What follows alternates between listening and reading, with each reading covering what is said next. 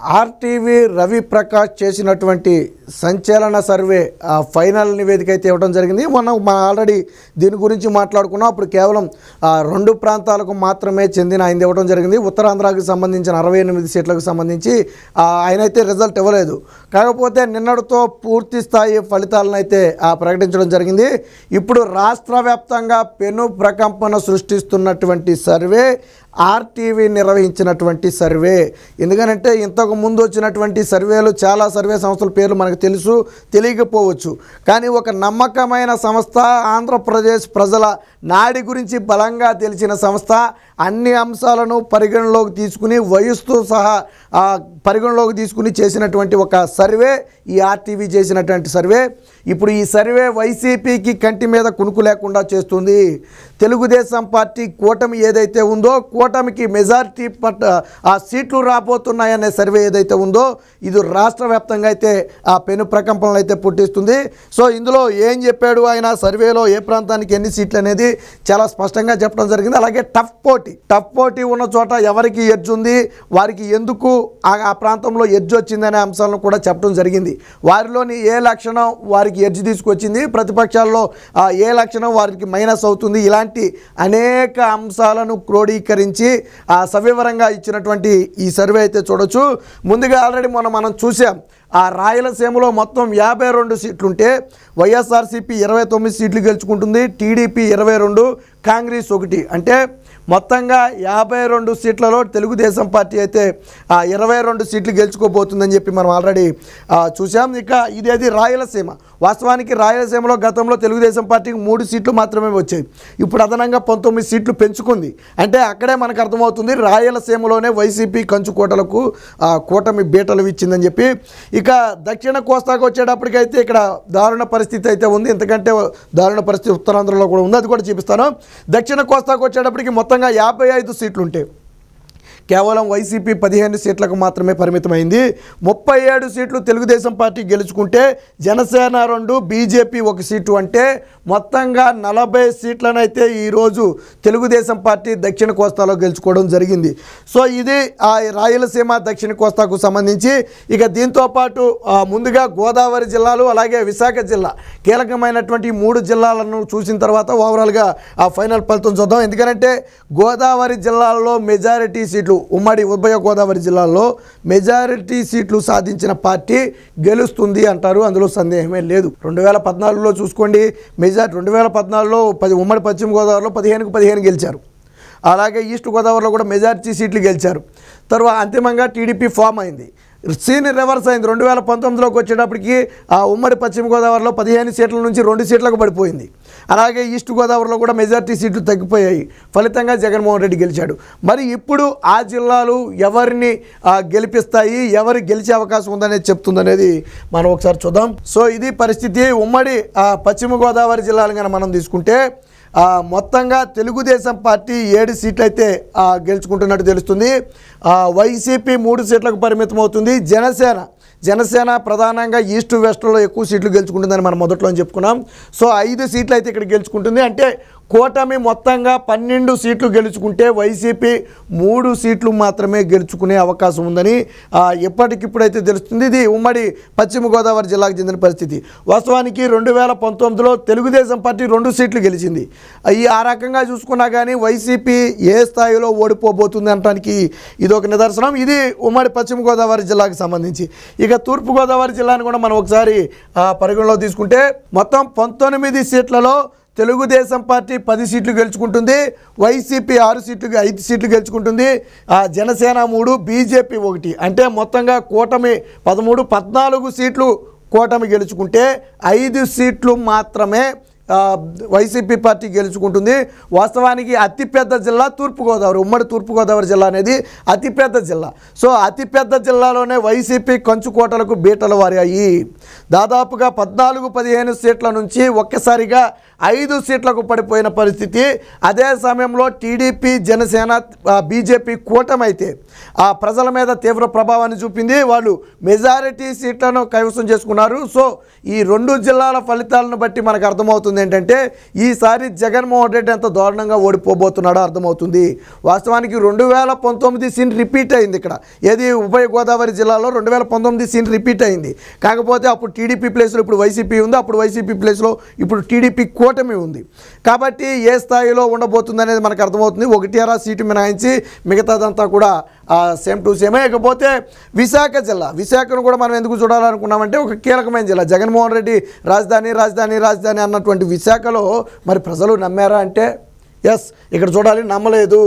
మొత్తంగా ఉమ్మడి విశాఖలో మొత్తం 15 సీట్లు ఉంటే అందులో 9 సీట్లను తెలుగుదేశం పార్టీ గెలుచుకుంటుంది, 3 సీట్లను జనసేన గెలుచుకుంటుంది, 1 సీట్ను బీజేపీ గెలుచుకుంటుంది. అంటే కూటమి మొత్తంగా 13 సీట్లు గెలుచుకుంటే వైసీపీ కేవలం 2 సీట్లకే పరిమితమైంది. జగన్మోహన్ రెడ్డి 3 రాజధానులను ప్రజలు నమ్మలేదు. విశాఖను రాజధాని చేస్తాను అన్నా కానీ ప్రజలు అక్కడ వైసీపీని తరిమి కొట్టే పరిస్థితి. 15 సీట్లలో కేవలం 2 సీట్లు మాత్రమే. ఉత్తరాంధ్రలోనే అత్యంత కీలకమైనటువంటి విశాఖలో వైసీపీ పతనం ఏ స్థాయిలో ఉందో చెప్పడానికి ఇదొక ఉదాహరణ. అయితే విజయనగరంలో మాత్రం కొంచెం బెటర్ ఉందని చెప్పుకోవచ్చు. ఏదైతే బొత్స సత్యనారాయణ తన ఇన్ఫ్లుయెన్స్ ఉందో మొత్తానికి కొంచెం బెటర్ స్థితిలో అయితే ఉంచారు. బట్ విశాఖను ప్రజలు రాజధానిగా అంగీకరించలేదు అనటానికి ఇది నిదర్శనం.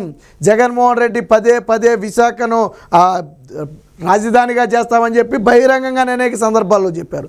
పరిశ్రమలు తీసుకొస్తామని చెప్పాడు. బట్ ఓవరాల్గా ఏంటంటే దీని మీద అంత ప్రభావం పట్టడానికి కూడా అమరావతి రైతులకు జగన్మోహన్ రెడ్డి చేసిన ద్రోహాన్ని విశాఖ ప్రజలు కూడా యాక్సెప్ట్ చేయలేదు. 2, ఆల్రెడీ విశాఖకు వచ్చిన అనేక కంపెనీలను జగన్మోహన్ రెడ్డి తరిమేశాడు. 3, రాజధాని పేరుతో వేల ఎకరాల భూములను కబ్జా చేసేశారు. సో ఇలాంటి వ్యక్తులకు మళ్ళీ అవకాశం ఇస్తే మ్యాప్లో విశాఖ అనేది లేకుండా చేస్తారనే ఒక భయంతో విశాఖ ప్రజలు ఈరోజు వైసీపీని తరిమికొట్టే ప్రయత్నం. సో ఇది మొత్తంగా 3 కీలక జిల్లాలను మనమైతే చూసాము. ఇకపోతే ఓవరాల్గా ఫైనల్గా ఫలితాలను ఒకసారి చూద్దాం. ఫైనల్ ఫలితాలు ఏం చెప్తున్నాయి అనేది. ఇక ఉత్తరాంధ్ర, ఇక అసలు క్లైమాక్స్కి అయితే మనం వచ్చేసాం. ఉత్తరాంధ్రాన్ని మనం ఒకసారిగా తీసుకుంటే మొత్తం 68 సీట్లు ఉత్తరాంధ్రలో ఉంటే అందులో 19 సీట్లు మాత్రమే వైసీపీ గెలుచుకోబోతుంది, 36 సీట్లు టీడీపీ గెలుచుకోబోతుంది, 11 సీట్లు జనసేన, 2 బీజేపీ గెలుచుకోబోతుంది. అంటే మొత్తంగా 68 సీట్లలో 49 సీట్లను ఈరోజు టీడీపీ, బీజేపీ, జనసేన కూటమి కైవసం చేసుకోబోతుంది. ఇది జగన్మోహన్ రెడ్డికి అతిపెద్ద ఎదురు దెబ్బ. వాస్తవానికి జగన్మోహన్ రెడ్డి పతనం ఈ స్థాయిలో ఉంటుందని ఏ రోజు కూడా ఊహించలేదు. ఒక్కసారిగా 151 సీట్ల నుంచి ఈరోజు 30-40 సీట్లకు జగన్మోహన్ రెడ్డి పడిపోయాడు అంటే ఏ స్థాయిలో ఫలితాలు రాబోతున్నాయో మనకు అర్థమవుతుంది. సో ఉత్తరాంధ్రలో అయితే కూటమి బలంగా అయితే వైసీపీని దెబ్బకొట్టిందని చెప్పుకోవచ్చు. 68 స్థానాల్లో కనీసం 25 స్థానాలు కూడా వైసీపీ గెలవలేని పరిస్థితి. అంటే మెజారిటీ సీట్లను కోల్పోయింది. ఇది కూడా ఎన్నికల చివరి నాటికి ఫలితాలు తారుమారే అవకాశం ఉంది. 18 సీట్లు 14 లేదా 15 సీట్లకు పడిపోవచ్చు. ఎందుకంటే పరిస్థితి ఆ విధంగా ఉంది. బట్ కూటమి తెలుగుదేశం పార్టీ బిగ్ కంబ్యాక్ అని చెప్పొచ్చు. ఎక్కడైతే తీవ్ర స్థాయిలో చతికిలబడిందో అక్కడే బలంగా లేచి వైసీపీని దెబ్బకొట్టే పరిస్థితి. ఇక ఇదే సమయంలో జనసేన కూడా తన ఉనికినైతే కాపాడుకునే ప్రయత్నం. దానికి ఇచ్చిన సీట్లో 11 సీట్లు అయితే గెలవబోతుంది. ఇక బీజేపీ 2 సీట్లు, ఓవరాల్గా 49 సీట్లు కూటమి గెలుచుకోబోతుంది. 19 సీట్లకు వైసీపీ పరిమితం కాబోతుంది. ఇది మొత్తంగా ఉత్తరాంధ్రలో ఉన్నటువంటి 68 సీట్ల పరిస్థితి. సో ఆల్రెడీ రాయలసీమ చూసాం, దక్షిణ కోస్తా చూసాం. సో ఇప్పుడు ఉత్తరాంధ్ర కూడా చూసాం. ఉభయ గోదావరి జిల్లాలతో కలిపి ఉత్తరాంధ్రాను కూడా అయితే మనం చూడటం జరిగింది. ఇక 3 ఫలితాలను కలిపి ఇప్పుడు పరిస్థితి ఎలా ఉందో ఒకసారి మనం చూద్దాం. సో ఫైనల్ ఫలితాలకైతే మనం వచ్చేసాము. ఇక్కడ చూడొచ్చు, వైఎస్ఆర్సీపీకి ఇప్పటికిప్పుడు ఎన్నికలు జరిగితే 63 సీట్లు వచ్చే అవకాశం ఉంది. టీడీపీకి 95 సీట్లు, జనసేనకి 13 సీట్లు, బీజేపీకి 1 సీటు, కాంగ్రెస్కి 1 సీట్ అయితే వచ్చే అవకాశం కనపడుతుంది. అంటే కూటమి మొత్తంగా 111 సీట్లను కైవసం చేసుకోబోతుంది. ఇది ఇప్పటికిప్పుడు ఎన్నికలు జరిగితే వాస్తవానికి ఒక రకంగా ఆ వైసీపీకి చాలా ఎక్కువ సీట్లే ఇచ్చినట్టుగా తెలుస్తుంది. అయితే వాళ్ళ సర్వే ఫలితాలు ఆ విధంగా వచ్చాయనుకోండి. బట్ మిగతా సర్వేలేవి కూడా ఇప్పటివరకు జగన్మోహన్ రెడ్డికి 60 సీట్లు ఇవ్వలేదు. బట్ ఆర్టీవీ మాత్రం అత్యంత విశ్వసనీయంగా చేసినటువంటి ఈ సర్వేలో 63 సీట్లు ఇవ్వబోతుంది. ఇది ఓవరాల్ ఫలితం. వైసీపీ 63 సీట్లు, తెలుగుదేశం పార్టీ 95, జనసేన 13, బీజేపీ 3, కాంగ్రెస్ 1, మొత్తంగా కూటమి 95 + 13 + 3 అంటే మొత్తంగా 111 సీట్లను అయితే గెలుచుకుని అధికారాన్ని అయితే కైవసం చేసుకోబోతుంది. సో 2019 ఫలితాలను మనం బేరీజ్ వేసుకుని రెండింటిని పక్కన పెట్టి ఒకసారి చూద్దాం. సో ఇక్కడ చూడొచ్చు 2019లో ఆ ఫలితాలు చూస్తే వైఎస్ఆర్సీపీ 151 ఉంది.